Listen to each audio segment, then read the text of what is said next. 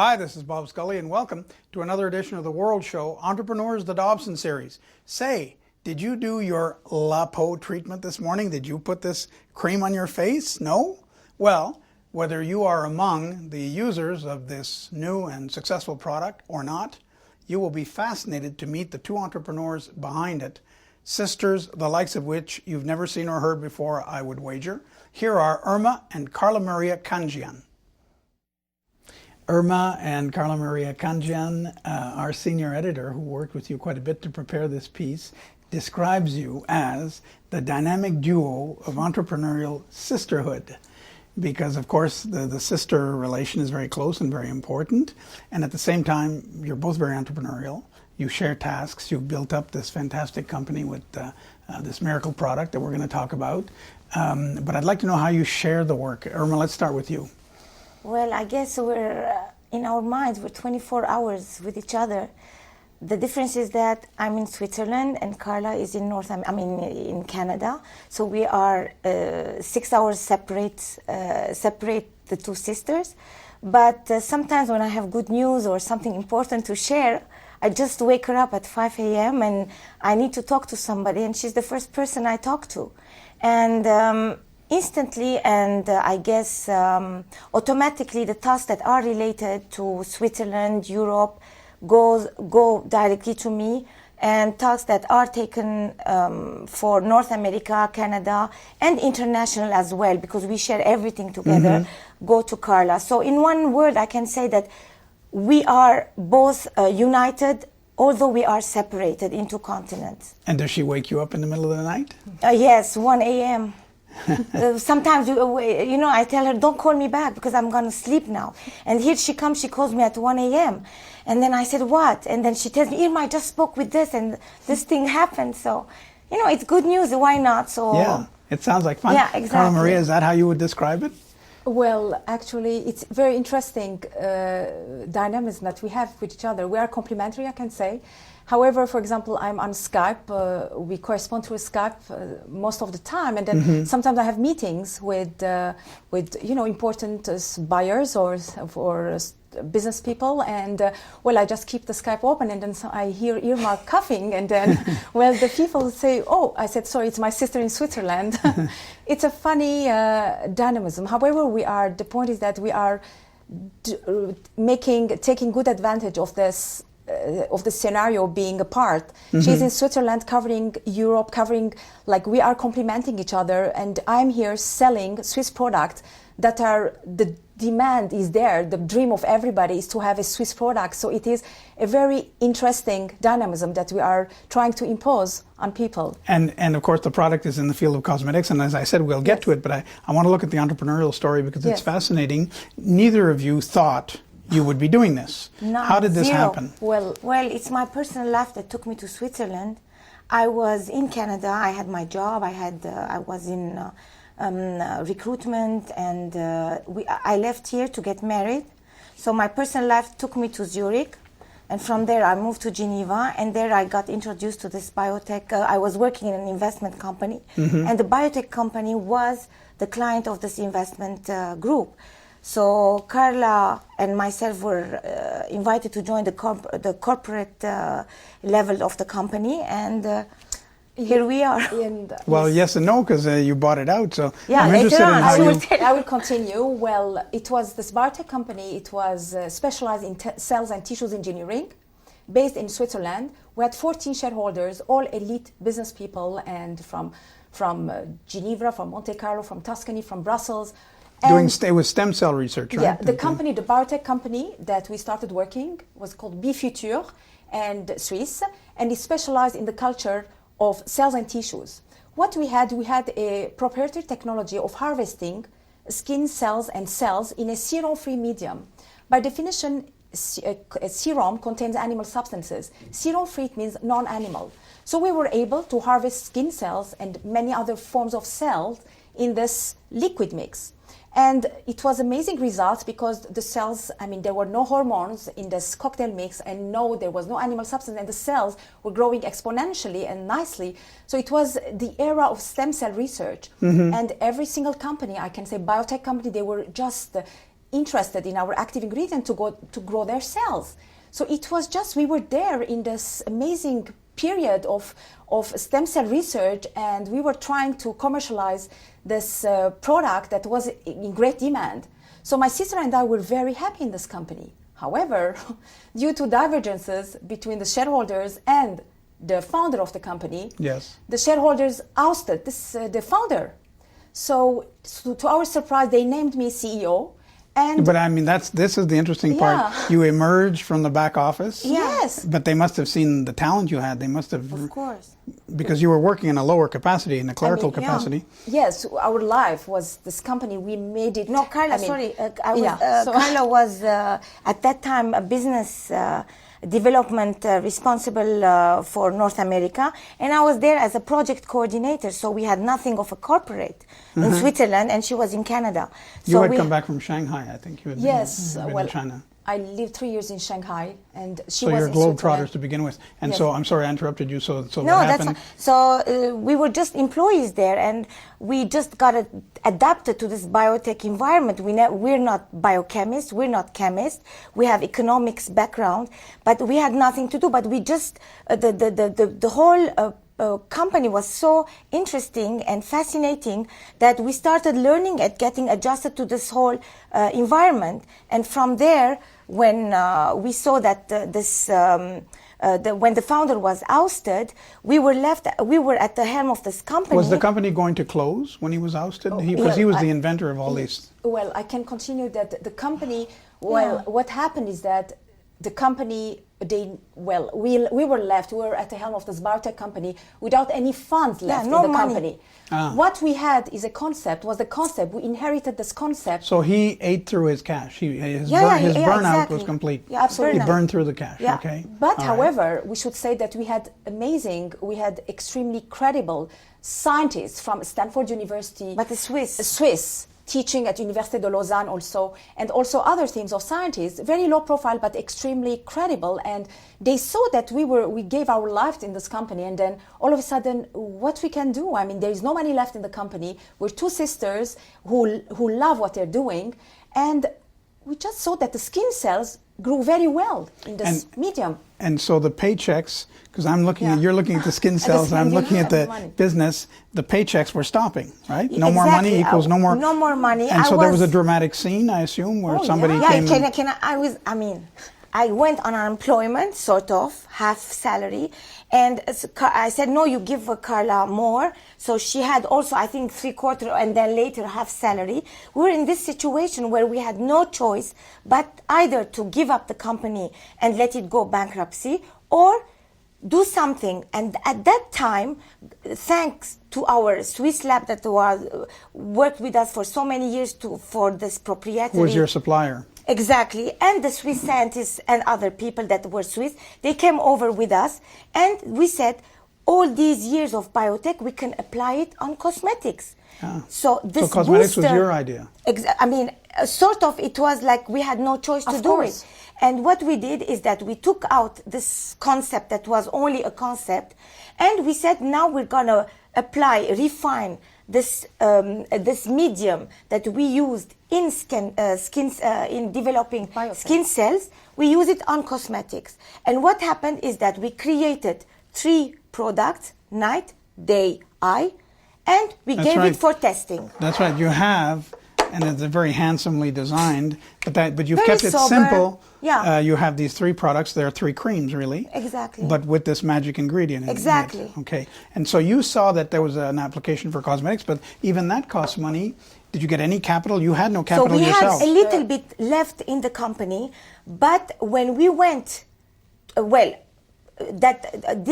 little of capital we were left with, we did the major tests in order to see if the products are good. Because, you can have a good biotech concept, but to apply it and get good results, it's not obvious. No. So what happened is that the third lab that made the test and gave out all the certificates of sales told us, now you are ready to have the magical cream.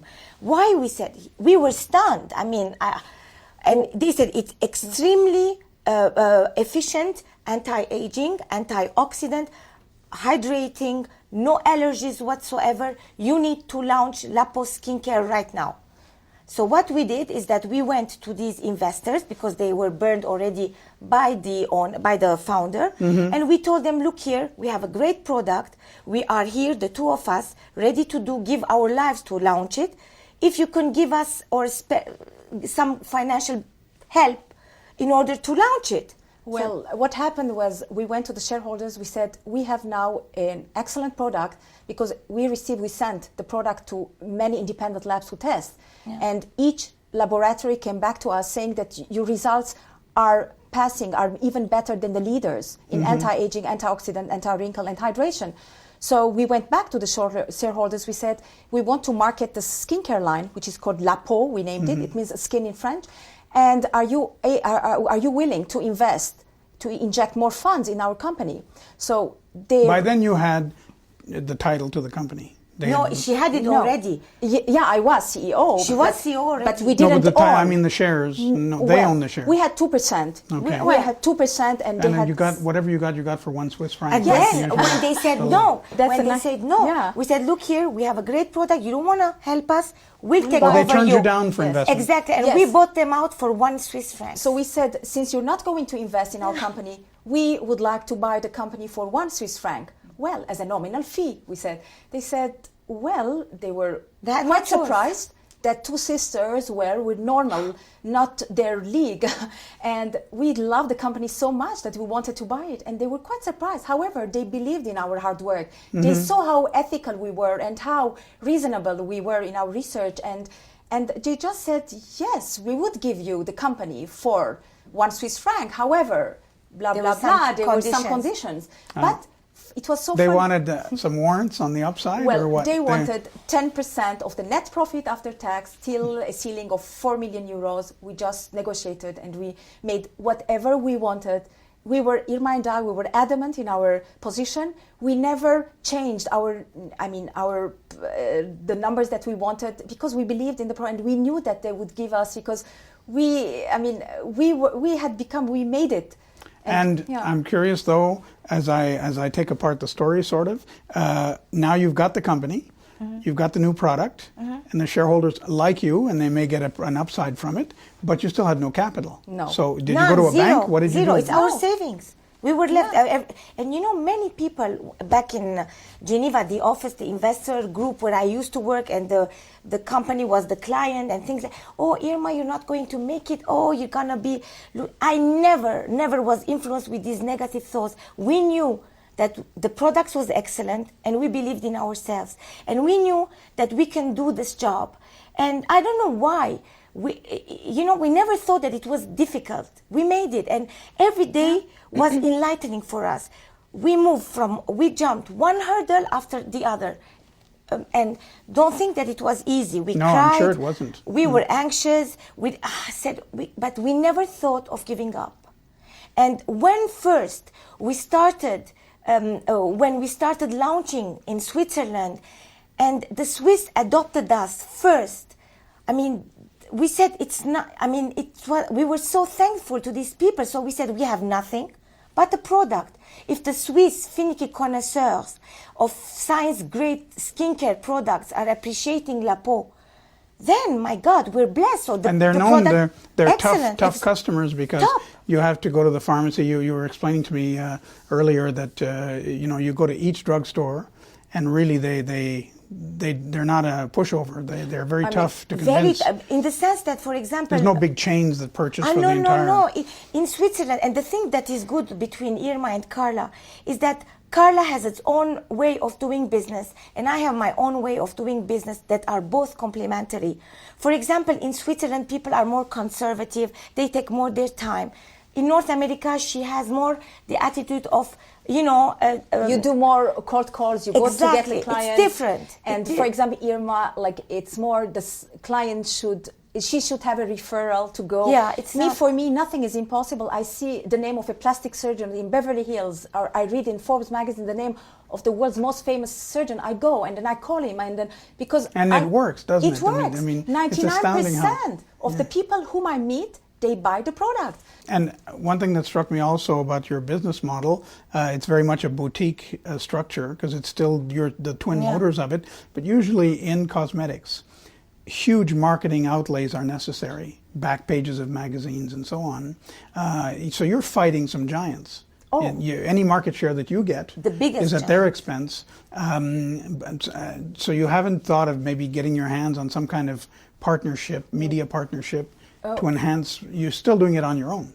Oh yeah, For the everything- time being. Well, It's our choice, I think, also. Yeah, I mean, we do the in-house PR. I mean, it's a funny way of doing it. We are in every single magazine worldwide, from Vogue to Cosmopolitan. Articles, to, free media. Yeah, the New York Times to Elle, just because, you know, our products are extremely unique. The texture melts on the skin. I mean, what we do is that we send to editorials, or nowadays they're coming to ask about our products. We are so flattered.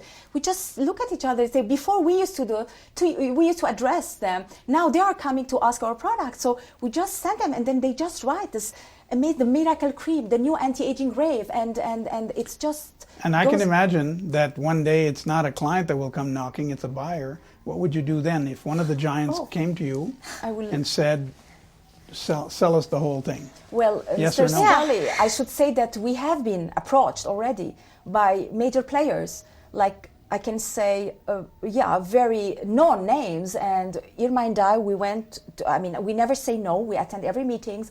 We just do the presentations and you know, actually, and what makes that extremely, you know, more enthusiastic is when we hear them, their scientists holding our jar in their hands and saying that this is exactly what we need. But you don't accept their offer? No. Why not? Not yet. We're growing. Because we take it so much to heart. We cannot let it go unless we really are sure that the time has arrived. For the time being, I mean, it's so personal what we do, and we do it with so much passion. You're in love. You know, they call that being in love with your product. Exactly. And it's good on the way up, but it's dangerous.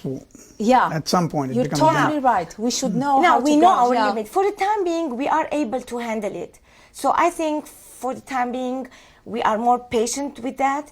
But I'm sure the time would come and we'll be mature enough to tell no or say yes or give it up. Have you thought about a minority holding with a ROFR, with a right of first refusal? That often happens when somebody is very good at what they do. A large company will give them some capital to work with, but not dominate, not take over 51%. Have you thought of that? Yes, actually, we would even proposed that. I mean, in New York City, a major company, it was the beginning of this year, and it was a vice chairman of the company who met with us for 2 hours and then came out. She said, you should know from now what your stake should be in our merger, what will be your partnership, the amount, if you would like to take part of the company, to remain in the company and work. Like, you should decide what company you want to be partnered up with. Well, we were just flattered, but of course, this is something we would love to happen, but now we are just You're ready enjoying. to date, but not to get married. Yeah, exactly. You said it. Date. You're dating, you're playing the field. Yeah, but I don't know. We love what we're doing, and Yeah, every day we're growing. Every day. And the phone rings, you answer it personally. I mean, it is very much a boutique concept. You still go to the pharmacies in Switzerland? All of them. I have major plastic surgeons now who are in Montreux, and they for example, I was in Montreal, and the lady, the assistant and the medical assistant of these plastic surgeons in Montreux and in Bern, I got a call on my mobile, and I said, oh my God, what's the number? But since I do everything, so I know the number. I said, oh my God, it's the clinic. So I said, oh yes, hello. And she said, Irma, we need badly creams. I mean, an order to place with the leaflets. I said, don't worry, everything will be sent. So when I am away, there is somebody who replaces me, but still it's so personal, even the replacement. But me, for example, I'm hands-on. That's the best service you can give, of course. Everywhere in Switzerland, I'm there, and Carla does the same here. I mean, we are there. And do you ever have trouble matching orders and production and inventory? Do you run out of cash? Let's say you get a huge order, you need an inventory to supply that. To have that inventory requires to pay cash up front. Are you ever in trouble cash flow wise? No. I mean, we are lucky enough, although these are our own savings, and we're just like normal employees. We were normal employees, and I can say that we are just exhausting our own savings, but not anymore. We started, now we're growing, and I just say we are very lean, attractive company. We never had any debt. Yeah, and this till is now, all by our own savings. Do you have a credit margin at the bank? No. No, that's incredible. None, zero. That's very good. Zero. We That's pay. very- For example, I take care of all the bills in Switzerland, whatever is required, tax. There is not one bill unpaid or debt or bank credit, none, zero. So you are never begging the manager. Never. They Not to beg pull the us. plug because there's no Never. plug. No. My dad taught us never take credit from anyone, anywhere. Pay cash or don't buy. No, and then, well, it is a different mentality, but however, yeah, we've never have, it's our own savings, we've never have taken And any your risk. hours must be spectacular. Since you wake each other up over the Atlantic, it must telling be 7 days 24 a week. hours. And, Well- and you said at some point when we first met, humorously, although I'm sure it wasn't humorous at the time, I traded my husband in for a company. Yes, It, that was true because well, not traded, but I thought I married Jesus. It wasn't Jesus. So it turned out to be a failed marriage, but we gained the company. So I say I didn't waste my time in Switzerland. We made something out of my, let's say, failure. But that wasn't a failure. No, it wasn't a failure. No, It's a- I mean, personal wise. It's something that happened. Personal, yeah. And obviously you get along, even though you're different. Do you ever quarrel? Or? Well, Yes. I'm, you know, it's quite, she has become very Swiss, and which is nice, and because it's been so many, it's been how many years? 15? 13. Yeah. And me, I just think that, you know, everybody needs our products, and whoever we address, they will buy. And then for me, there is no limit. And like when I go to So you're more Beverly Hills- impatient, maybe. You're I mean, more in for a my hurry. No, products, she's I more. I take more time because I have to be slower in my market. Probably yeah. I got adjusted. She's more of persistent, persistent. but it and works. It, yeah, I mean, it's can- different, but we complement each For other. example, well, I was in Beverly Hills, and this very famous plastic surgeon who was even in the NIPTAC show.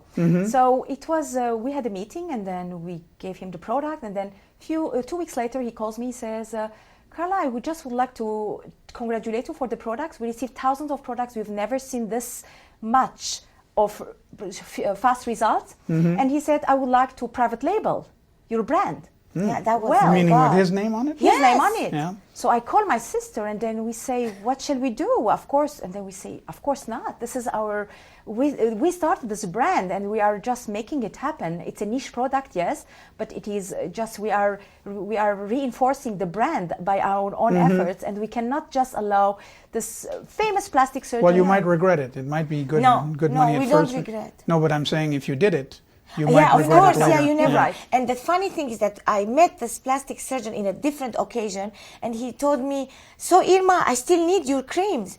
I said, "I'm sorry, but it's with Lapo, nothing else." So he said he was like smiling. And final question: where will you be? Do you think in 5 years and 10 years? I think the Lapo company. will be multicultural and multilingual, meaning that it will be everywhere. A worldwide brand. Yes. And me, I mean, think- hopefully. I think there will be a more prettier women on Yeah. all the planet. Yeah, Because and due to you. due to us, I mean, Okay. it is beautiful It's inside men out. and men and women also. Yeah. Yeah, of It's course, beautiful yeah. inside out. Yeah. It's just, you know, I just would like to say this important point. Every day, Mr. Scully, we receive testimonials from women, people all over the world, thanking us because they have gained their self-esteem thanks to our products, or from cancer patients that their skins are healing. Yeah. Because of our amazing product. They're thanking us. And the most interesting story was about the Sergeant Tyndall in Iraq. She was a soldier, and she ordered Lapo. Of course, she ordered one, I sent her 3, because she wrote such an amazing email. She said that I'm on the Air Force in Iraq, and due to the harsh weather and, you know, the stress, time has taken toll on my eyes, and thanks to your wonderful products, I'm again happy, and I'm feeling my skin so much better. Well, for us, this is amazing. we couldn't have written a better script, honestly, than to end like that. And so, Carla and Irma, I think you may have made a few sales. And I hope so. But the goal was to tell about your entrepreneurial story, which is fascinating in itself. So, good luck, and thank you so much for coming. Thank you. Thank you it's so an honor much. for us, and we are humbled to be at your show. Well, man, it's an honor for me. Thank And you. I should say that also one of our greatest achievements was also to be on the show. Well, thank you. Carla-Maria and Irma Khanjian were our guests this week on Entrepreneurs, the Dobson series of the World Show. I'm Bob Scully. That's our program for this week. Thanks.